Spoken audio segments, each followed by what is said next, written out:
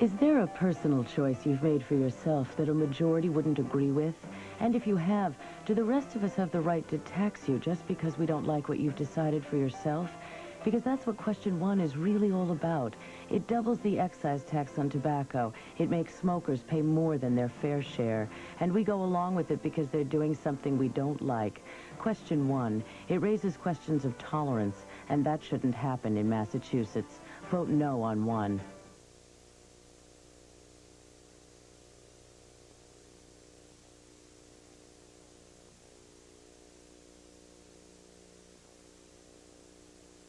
When I think about it, most of my friends who smoke have become more and more considerate of people like me who don't. So when I read Amendment 1, I wondered whether we were being fair to them. Raising taxes by 50 cents a pack seems a little high. Then it puts a sales tax on cigarettes and lets cities and counties tax tobacco with no limits. Isn't that a lot of money from one group to pay for programs that should be everyone's responsibility? Before you vote, read Amendment 1. Then ask yourself, is it really fair?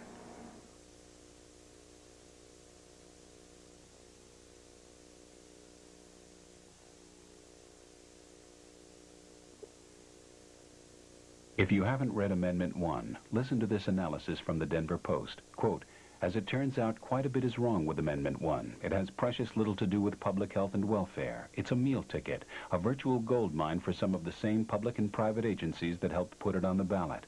And its revenue stream would be never-ending, placed beyond the reach of the legislature. Amendment 1. The Post called it an especially lousy use of a process intended to be a check on government. But don't take their word for it. Read it yourself before you vote.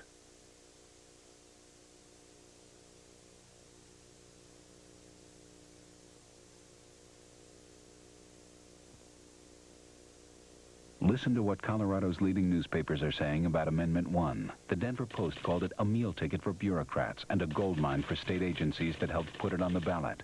The Gazette-Telegraph urges a no vote, saying giving millions directly to a state agency with no control by the legislature or the voters is a bad idea.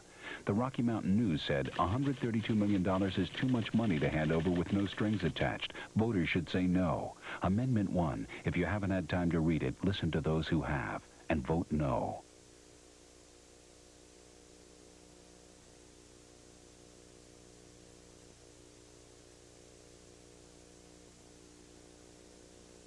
They've read Proposition 200, and they're against it. The Arizona Republic opposes Prop 200 because there's no oversight, no accountability for how the tax money's spent. The Tucson Chamber of Commerce said it would hurt Arizona business. The AFL-CIO said it's hard on working people, and the Mesa Tribune's urging a no vote, saying the money will not be used properly. Prop 200. If you haven't read it, listen to those who have, and vote no. Paid for by the No More Taxes Committee. Major funding provided by the tobacco industry and the Tobacco Institute.